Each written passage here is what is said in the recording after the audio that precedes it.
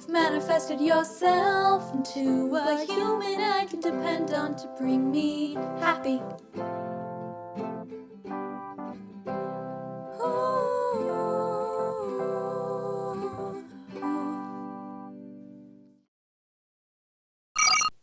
Capturing the true spirit of the 1960s decade when the United States saw itself almost uniformly as a moral leader on the world stage, color was new on mainstream TV when Star Trek premiered. So we saw very bright shades of many reds and pinks and purples. Add sideburns, beehive hairstyles, risky makeup and miniskirts, and you have a spacefaring phenomenon. I'm Brian Kreutz, and this is a Captain's Log, and my co-host, computer, what time is it? Delay that order. She's running just a little bit late. Fox-Lim to Ambassador Kreutz. Go ahead. Well, like you a couple weeks ago, I'm running late because I'm looking for my hand phaser. Well, since the show started already, here are my quarters. I'm Lily Fox-Lim, and I'm running like a fox to join BK. Now, what I've said only scratches the outer rim of the planetary-sized surface of Star Trek that we cover right here on a Captain's Log. Hey, hello. You made it in. Oh yeah, well, you know. What? I was just going to say, you were late I was a just couple going weeks ago. Yes, you're right, Okay. I was. And to be fair. I have a phaser. Okay. And I know how to use it. Fair enough, fair enough. So if you've never seen Star Trek the original series, then yes, seen through modern media points of view, it's going to feel somewhat like a strange new world within its own world. But have no fear. Brian and I are here to guide you through each gem of a moment or episode that contained a serious cast or crew member story behind the episode story, like Sean Kenney this week. Yes! So over the last 50 years, our culture has perhaps lost the capacity to think like Roddenberry or Gene L. Kuhn or Matt Jeffries or perhaps Dorothy Fontana, known as DC Fontana. But I believe there are always great original series-esque, bold and beautiful Star Trek stories coming out of all the modern Trek series. Original series had so many gems, though. But Sean Kenney was really in 3 unique episodes of the original series. Ooh. Great stories. Ooh, if I may name them? Yes. Yes, okay. Sean Kenney played Captain Pike in the only 2-part original series episode titled The Menagerie. And he then would play the yellow-shirted helmsman, Mr. DePaul, in Arena, watching the Gorn on screen. The Gorn! And then finally, DePaul again in A Taste of Armageddon. Ah, yes, indeed. I remember Sean Kenney very distinctly with his blue eyes and serious reactions in both roles. Now, one quick news item we have. Lily, what you got? Okay, strange as it may seem, May the 4th be with the crew in the new world of Star Trek. Season 3 went into production outside of LA to save some tax credits, even though many of the edits and post-production happened here in LA. Right here. June of 2024 saw the cast begin filming, and, well, the release date is this spring 2025, May 22nd to be exact. On where else, BK, but Paramount Plus.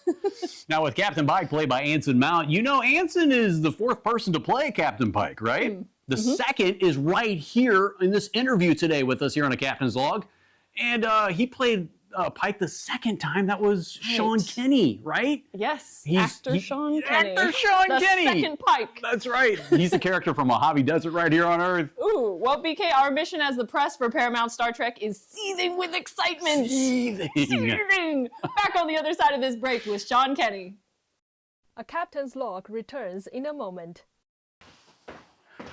Computer replicate Captain Pike Found Alive by Sean Kenney. And we're back. This is a Captain's Log. Joanna is back as well, scientifically to tractor beam you and I. Lily? Yes, my arch enemy. Ah, yes, but it's still always fun. Yeah, no, it's always fun. She always tries to stop me, let me not win, and then I defeat her every time. Love you. Keep the momentum going, but hey, first I replicated this book called Captain Pike Found Alive by Sean Kenney. You have to check it out on the website StarTrekActors.com. And Lily, I have replicated this book just for you. Oh, thank you. And wait, there's more. Computer replicate a Samarian sunset. Room temperature. Just what you like, a Samarian sunset. Wow.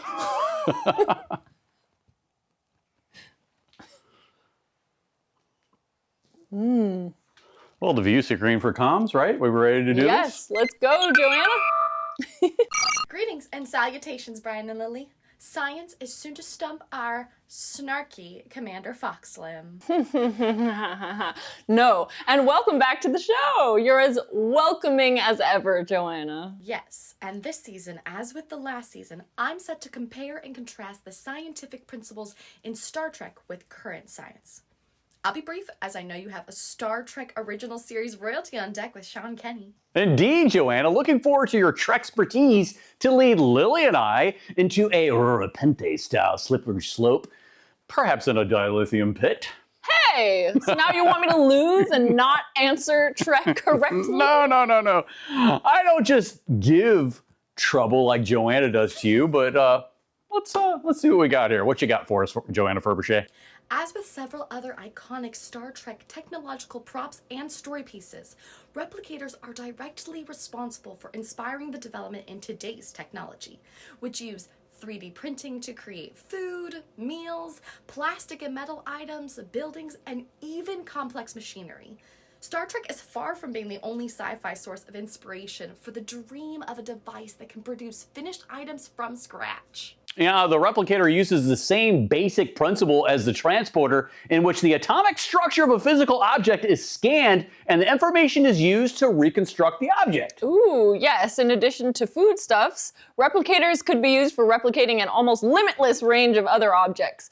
Complex devices as well for use on Federation starships. Tractor beam me, Joanna. Geordi LaForge explains the capabilities of a containment module he's constructing in one of the ship's cargo bays to Captain Picard and Commander Riker in the Ready Room. LaForge liked to replicate items even down to drinking water in his quarters. What's your challenging question? This is the first Star Trek episode to reference objects other than food needing to be replicated, and the most items in quantity to be replicated. You have to name the episode this appeared, and that's it. Here's the quote from Geordi. Now I have to go and replicate this 512 times. LaForge, Riker, and Picard in the Ready Room. Plus, we've got a bunch of objects being replicated and a containment module that he's constructing in the cargo bay. Okay, it's this season 2 premiere episode, The Child. I win. Gosh. Computer and transmission. You win every time! Are you kidding me? There's no antidote to cure your winning streak. Impressive, as always, Lili. That episode was a long time ago for The Next Generation when Geordi first became chief engineer wearing the yellow. Ooh, game, set, match, and 3-pointer at the buzzer. Our guest today, Sean Kenney, is a producer, writer, also added author to his acclaimed accomplishments with his book, Captain Pike Found Alive, the one that we just replicated. Now, Kenney also has a screenplay of a Western theme that was optioned by Columbia Pictures for 2 years. Sean and his wife, Taki, have a film production company called Highlight Cinema Group and have a project in development to be made into a pilot. Now, let's bring up a nice teaser from Sean Kenney himself talking about his book, Captain Pike Found Alive. Sean, welcome to A Captain's Log, and tell us about your book, please. Thank you, Bryan and Lili. Well, I've certainly had a multifaceted life.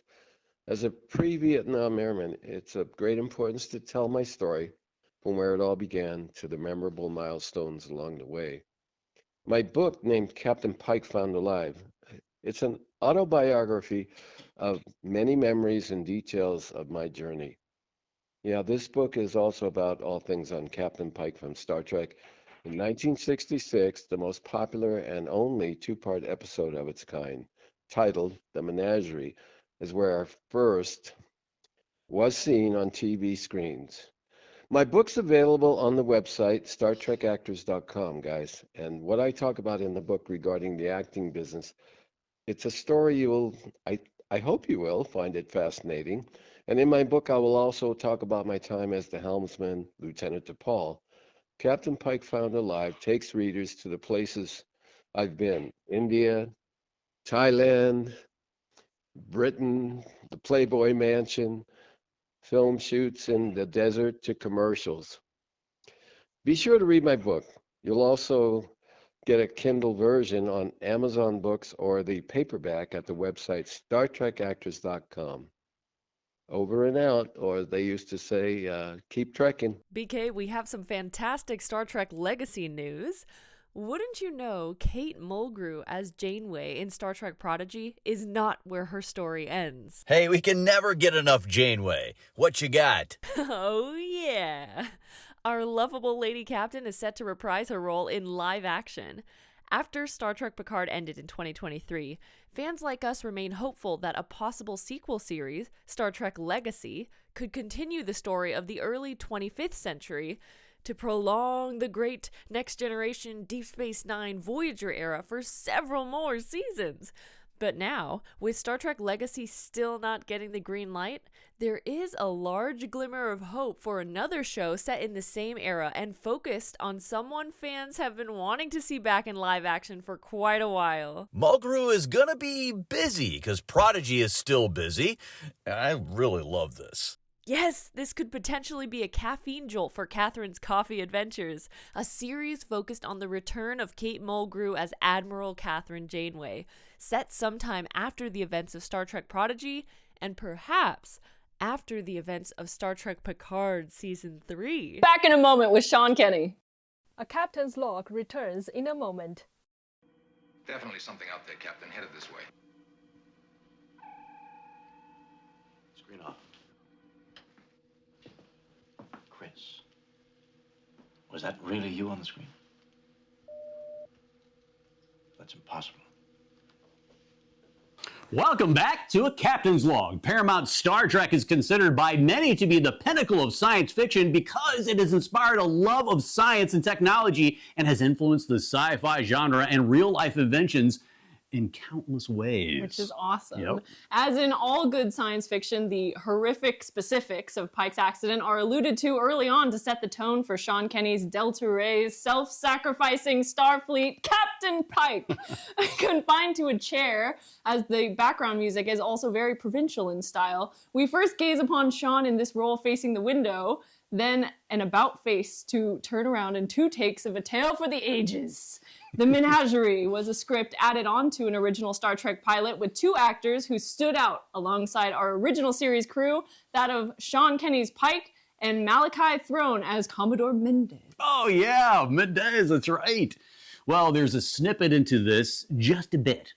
Thank you, Lily. But let's welcome an actor's actor, a man who I had the pleasure to get to know recently, Mr. Sean Kenney. Welcome to A Captain's Log, Sean. Thanks, guys. Good having me here. I feel really good, Brian. Now, Sean, I understand there is a pilot kind of in the works right now that you're a part of that contains Star Trek actors like yourself and many others, along with an award-winning set of writers, a composer, and FX editor. Now, to me, this has success written all over it, right? I mean, I've had the distinct privilege of reviewing a sneak preview of this. Can you tell us and our audience just a little bit about this? My wife and I are the producers of a film project called Alien Cross, which is a sci-fi genre 8-part streaming series. It's similar to Star Trek in that it deals with social issues that are current and relevant to the young people today, especially, which will include subtle messages that we feel will encourage them to think about their future through sci-fi.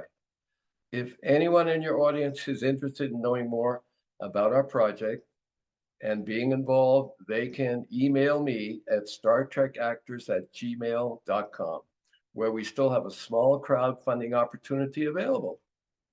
So there's our pitch. Sean, you were born in Boston over on the East Coast. Did you ever have any aspirations for making it to California as an actor or in the performing arts when you were a child? And can you tell us just a little bit about your childhood? I was brought up in an Irish-American family in Boston, and in the church, especially Catholic church, they asked if anybody would like to come in for a little choir session. And my brothers and I and my sister, we were able to sing. So we went into the church, started singing, and everybody was applauding. And it was just really a great place to be, trying out whether you can sing or not, or people will, come to the audience to applaud you. And I did get it there, and it kind of gets into your blood. I can't explain that other than even though you're not acting yet, you're singing, and people are saying, "Wow!" And so that was my Boston experience there. I will tell you one thing, my mother didn't tell me, but my grandfather came over from Ireland. He was an incredible singer, but he got tuberculosis, which a lot of Irish people unfortunately got, and they were not able to record him. And that's how good of a singer he was. They called him the Irish Nightingale.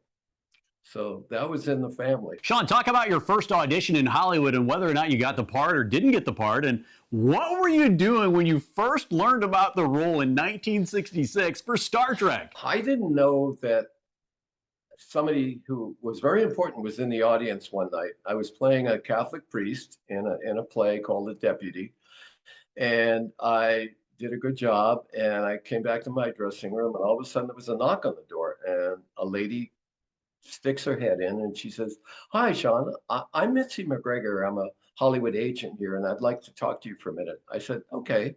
So she came in, sat down. She says, "Do you have an agent?" I said, "What do you mean an agent?" "Well, you appeared on the stage here, and I would think you might have an agent for theatrical." And I said, "No, I don't have an agent."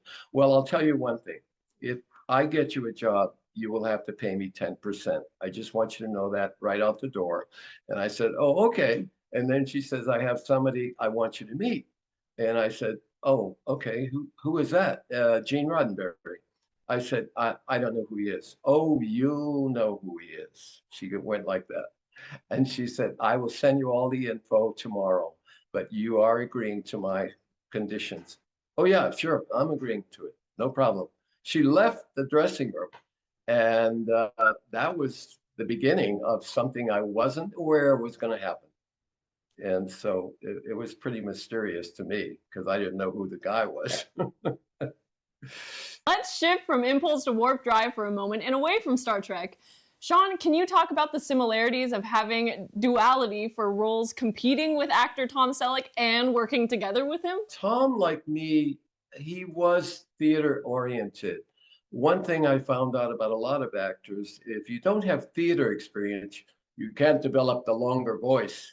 And Tom had a kind of voice that he was at USC. He told me this later because we became good friends. And he said, "You know, I had kind of a squeaky voice like this at one time." And I said, "You did?" And he said, "Yeah, but I learned to put it down into baritone because, you know, I didn't want that voice to come across." And I said, "Was that at theater?" And he says, "Yeah, it was at theater." "How'd you know?" I said, "Because I did theater." And I said, "Theater develops your voice.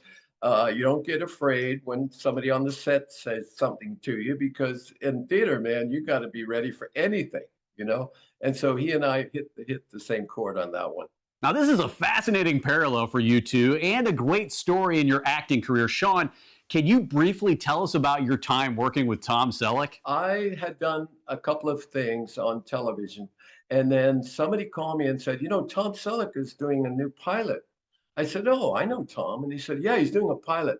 It's called Doctor's Hospital." I said, "Wow." I said, "Is it a soap or is it?" "No, it's going to be a TV. It's going to be, you know, television, not a soap." And I said, "Oh, okay." And I said, "Let me go and I'll go and meet the people. I'd like to work with Tom. Tom and I would probably work well together."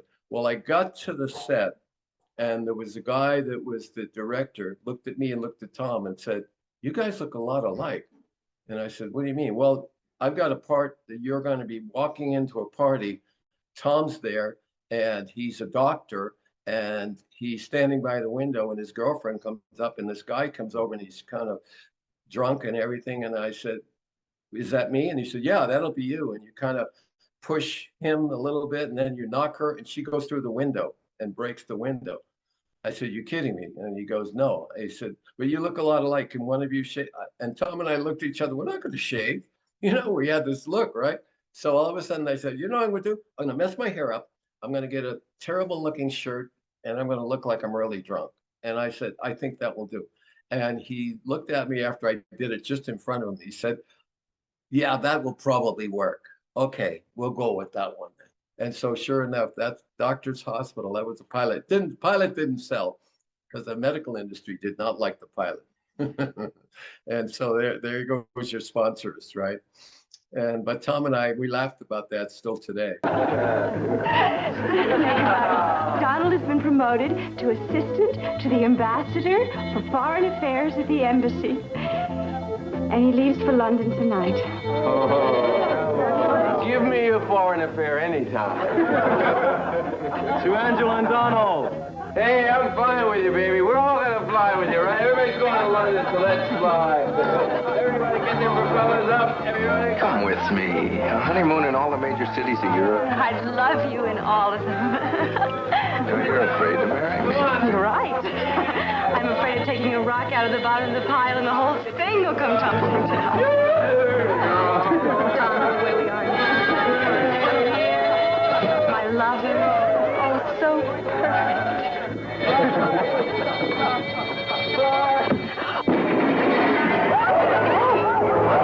I love hearing about pilot stories. So many cool behind the scenes to talk about. I did one called Garrison's Guerrillas, and it was about World War II with the Special Forces. That was before they had them in Vietnam. And it didn't sell, but man, the things they did for pilots during that day, in the 60s, they were trying all sorts of stuff. Now, Terminal Island, let's talk about this film. This was a good one. And yes, of course, you're right. Yep. We worked on, it was a really tough movie it was Terminal Island. And if you look that up, you'll see I was a real bad guy and he was a good guy. So we laughed when we met each other at that one. But I did get him a couple of actors out of that one. I said, you got to use Roger Mosley, man. I heard you're going to go and do Hawaii. You're going to do, Magnum PI. And he said, yeah, I'm on my way over there. I said, you got to use Roger. I said, and sure enough, he hired Roger Mosley. Sean Kenney from Star Trek, the original series, is with us this week. So Sean, as our Star Trek fans know, Desilu and Lucille Ball gave the green light to Star Trek way back in the mid-1960s. Now, this is something Lili and I have really got to ask you about. Let's just put it that way. Yes. Talk about Lucille Ball, right? Please share your fascinating Lucille Ball story in the dressing room at Paramount for Star Trek. I was standing in there, and there was he was kind of Billy, I forget his name, but he was the wardrobe specialist. So all of a sudden, there's a little knock on the door, and I was ajar from the door. I was standing out in the hallway, and it's Lucille Ball, and she's standing there, and Billy goes, oh yeah, come on in, Lucille, come on in. And I'm just standing outside and I'm kind of hearing what's going on. And she goes, and she had a strong voice because I think she smoked a lot. But she went like this, she says, Billy, I want you to keep the girls, this up in the air. And I want you to have the skirts really short. And Billy's going, yeah, Lucy, yeah, we're doing that. And we're getting better stuff than you've seen in the first couple of episodes. Yeah, please do that, she said. And she walked out. And then about 2 years later, after I got off Star Trek, I was doing a police story. And her son and I, Desi Jr., were working together. And I says, hey, I met your mom in Star Trek. I didn't meet her, but she came in and he said, he goes, Sean, you won't believe it. My dad had to go up to her after about 2 weeks, 3 weeks after Star Trek. And he goes like this, Lucy, you don't understand. The show is not a comedy. It's serious, okay? It's serious.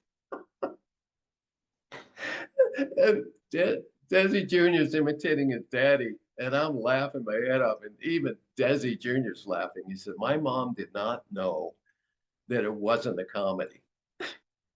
and Desi had to straighten her out. Man, the stories that you find out later, it's just wild. Sean, can you tell us if all of this Lucille Ball happenings were going on when you were playing Pike or DePaul? You know what? No, it was because DePaul was later on. That was when I went into, I was going to go into makeup for Pike. That was it. Yeah. Sometimes they'd have me at 6 a.m. Sometimes they said, no, we're not shooting till the afternoon. So sometimes I'd come in around noon or 1 and I'd be there till 7 at night. So I remember now that I was there and when she came in and I hadn't gone into makeup yet because my makeup was 5.5 hours. They got it down to 3.5, but it was a long makeup because everything, not like now CGI, they can do it with just, putting something on your face and just putting something over it on the film situation. But this one had to do, they had to lay on this, lay on that, lay on this. And it was pretty intensive, A captain's log returns in a moment. Welcome back to A Captain's Log. Sean Kenney is with Lili and I here, trekking through some stories. Ooh. I have a little story for you. Okay. Okay. A talent agent had sidled into the audience of a stage play one evening. She'd been scouring the town at Gene Roddenberry's desperate behest, looking for a young actor with a very particular quality, essentially one who looked like Jeffrey Hunter's character, Captain Pike. She asked if Kenney would care to interview with Paramount. Kenney agreed and went to the casting office at Paramount on the appointed day and was shown into Gene Roddenberry's office, not even knowing who he was. And, you know, well, the rest is history. Are you kidding me? That's No, amazing. That's a true story. And You did your research, Lili. I did. True Trekkie right here, okay? All right, I believe you have the next question. Yes, Sean. Lilis. Okay, so Sean, you have a cool story about the Menagerie along with Billy, a.k.a. William Bill Tuttle. I believe he was a prominent makeup artist for Star Trek, the original series. Can you tell us a little bit about this? On the last week, because we worked 10 days on that, it was the only part 1 and part 2 episode on Star Trek, which was Menagerie.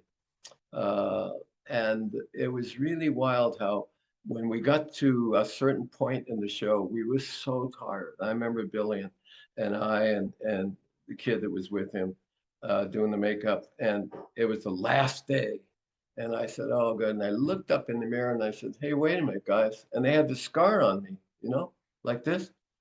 And I swear to God, I don't know how I knew, but I looked up and I said, hey, guys, isn't this on the wrong side? And they go, oh, man, we would have been fired. That's $40,000 a minute.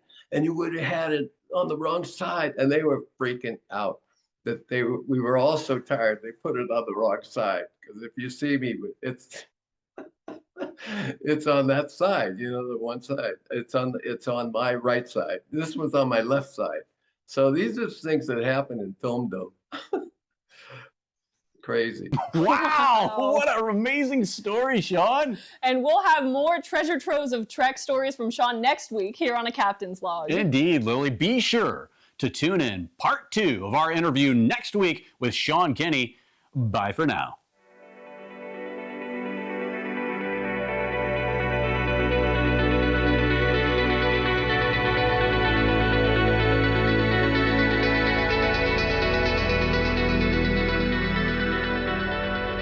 Hello, happy, my old friend. I'm glad you've manifested yourself into a human I can depend on to bring me happy. Ooh.